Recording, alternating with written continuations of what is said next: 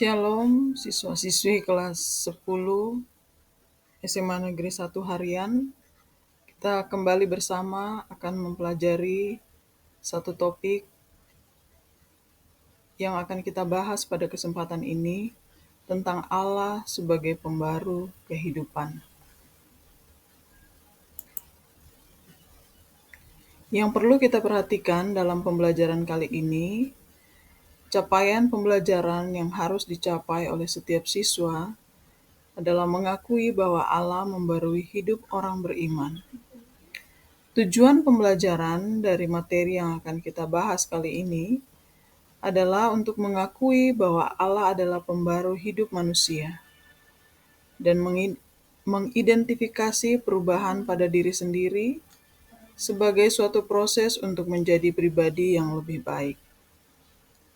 Pokok materi yang akan kita bahas pada kesempatan ini adalah Allah adalah pembaru hidup manusia, Allah terus berkarya, dan dasar Alkitab tentang Allah sebagai pembaru hidup.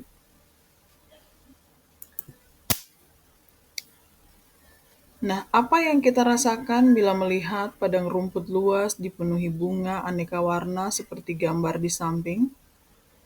Tentunya menyenangkan, bukan? Pemeliharaan Tuhan meliputi pemeliharaan terhadap keindahan alam yang tiap hari muncul yang kita saksikan dalam kehidupan kita. Bagaimana Allah bertindak sebagai pembaru kehidupan? Nah, Allah terus bekerja dalam hidup manusia.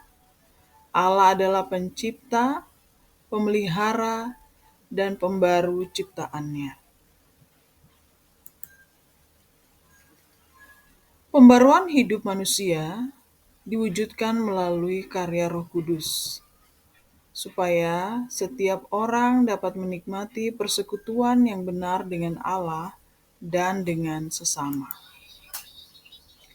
Kasih Allah bagi manusia itu tidak terbatas, menjadikan manusia memiliki pengharapan untuk hidup baru dalam harmoni dengan Allah, sesama, dan alam ciptaannya. Untuk lebih memahami topik pembelajaran kali ini, kita akan membaca dan menggali bagian-bagian Alkitab yang penting. Makna pembaruan bagi manusia dan alam ciptaannya. Bagaimana Allah membarui kehidupan? Allah membarui kehidupan melalui Roh Kudus. Kita bertumbuh menjadi orang beriman karena pembaruan oleh Roh Kudus. Dalam Kisah Para Rasul pasal 2 ayatnya yang ke-38 sampai yang ke-40, jawab Petrus kepada mereka, "Bertobatlah dan hendaklah kamu masing-masing memberi dirimu dibaptis dalam nama Yesus Kristus untuk pengampunan dosamu. Maka kamu akan menerima karunia Roh Kudus.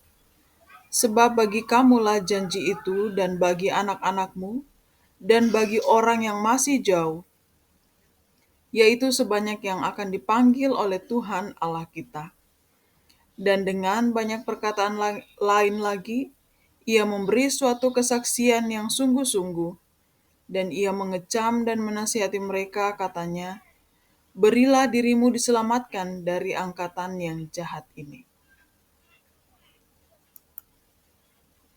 Dalam 2 Korintus pasal yang kelima ayat 17, dikatakan bahwa jadi siapa yang ada di dalam Kristus, ia adalah ciptaan baru.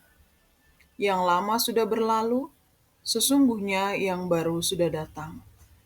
Dalam ayat ini, Rasul Paulus ingin menegaskan bahwa ketika seseorang dibarui oleh Tuhan Yesus Kristus, ia merupakan ciptaan yang baru.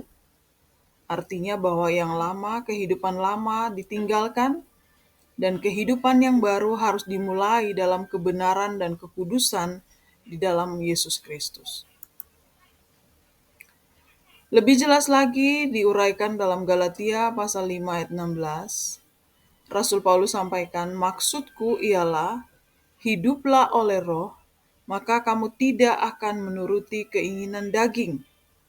Itu sebabnya setiap orang yang percaya kepada Yesus Kristus akan mengalami pembaruan jika hidupnya terus-menerus di bawah tuntunan Roh Kudus, sehingga ia akan mampu menolak segala keinginan daging yang membawanya kepada kebinasaan.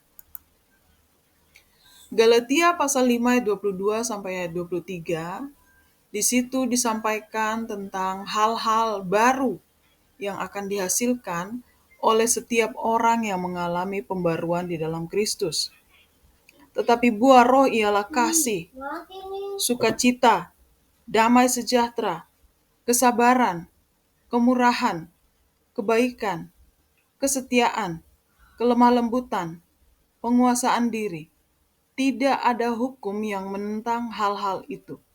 Jadi jika seseorang mengalami pembaruan oleh Roh Kudus, maka jika hidupnya terus bergantung kepada Roh Kudus, ia akan menghasilkan buah-buah roh seperti yang disampaikan dalam Galatia pasal 5 ayatnya yang ke-22 sampai 23.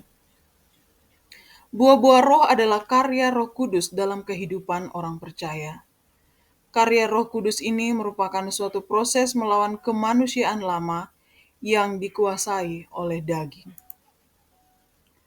Orang percaya membutuhkan pembaruan hidup yang terus-menerus, karena setiap saat manusia dapat jatuh dalam dosa, dan ia membutuhkan kuasa Roh Kudus yang menopangnya agar tidak jatuh. Sebagai kesimpulan, harus diakui bahwa Allah adalah pembaru kehidupan manusia. Oleh kuasanya lah manusia beroleh pembaruan. Nah, untuk itu, lihatlah kondisi diri kita hari ini. Apakah benar-benar kita telah mengalami pembaruan oleh Roh Kudus? Untuk menjawab hal ini, Ibu akan memberikan tugas kepada para siswa untuk mendaftarkan sifat-sifat lama dalam diri Anda yang menunjukkan belum adanya pembaruan di dalam hidup. Nah, kemudian daftarkan juga hal-hal atau sifat-sifat karakter Anda yang telah diubahkan oleh Roh Kudus. Jika sudah, simpulkanlah apakah Anda telah mengalami pembaruan oleh Roh Kudus, dan jika sudah ataukah belum, apakah alasannya?